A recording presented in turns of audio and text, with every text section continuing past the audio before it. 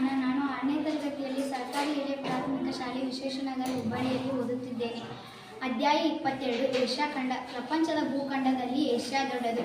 ಅದು ಪ್ರಾಕೃತಿಕ ಲಕ್ಷಣ, ವಾಯುಗುಣ, ಸಸ್ಯವರ್ಗ, ವನ್ಯಜೀವಿ, ಮಣ್ಣಿನ ಪ್ರಕಾರ ಮೊದಲಾದವುಗಳಲ್ಲಿ ವೈವಿಧ್ಯವನ್ನು ಹೊಂದಿದೆ.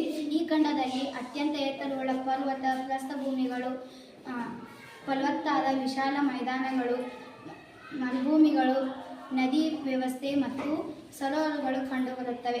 ಆದ್ದರಿಂದ ಏಷ್ಯಾವನ್ನು ವೈವಿಧ್ಯತೆಗಳ ಖಂಡ ಎಂದು ಕರೆಯುತ್ತಾರೆ.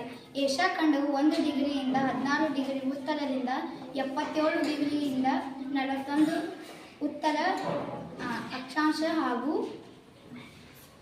26 ಡಿಗ್ರಿಯಿಂದ 4 ಪೂರ್ವದಿಂದ 169 ಡಿಗ್ರಿ 40 ಪಶ್ಚಿಮಕ್ಕೆ ರೇಖಾಂಶಗಳ ನಡುವೆ ವಿಸ್ತರಿಸಿದೆ. ಏಷ್ಯಾ ಖಂಡದ ಒಟ್ಟು ಭೌಗೋಳಿಕ ವಿಸ್ತೀರ್ಣ ಸುಮಾರು 44 ಮಿಲಿಯನ್ ಚದರ ಕಿಲೋಮೀಟರ್ಗಳು. ಇದು ಪ್ರಪಂಚದ ಭೂಭಾಗದ ವಿಸ್ತೀರ್ಣದಲ್ಲಿ ಶೇಕಡಾ 33 ಭಾಗದಷ್ಟಾಗಿದೆ.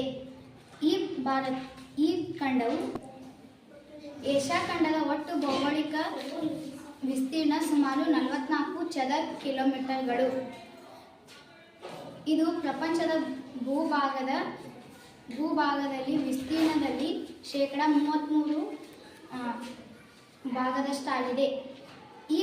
ಈ ಖಂಡವು ಪೂರ್ಣವಾಗಿ ಉತ್ತರ ಗೋಳಾರ್ಧದಲ್ಲಿದೆ.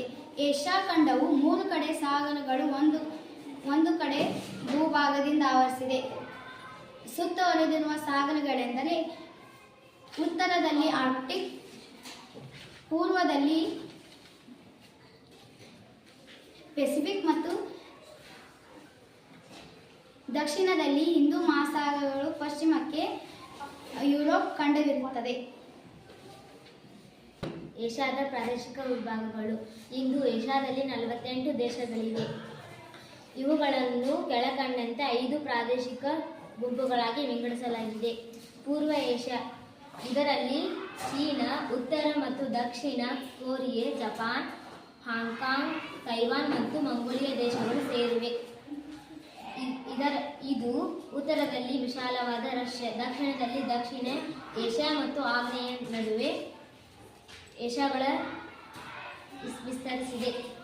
ಆಗ್ನೇಯ ಏಷ್ಯಾ, ಇದು Myanmar, Laos, Vietnam, Thailand, Cambodia, Malaysia, Indonesia, Singapore, Brunei ಮತ್ತು ಫಿಲಿಪೈನ್ಸ್ ದೇಶಗಳಲ್ಲಿದೆ. ಇದೊಂದು ಪರ್ಯಾಯ ದ್ವೀಪ, ಅಂದರೆ ದ್ವೀಪ ಸಮೂಹಗಳ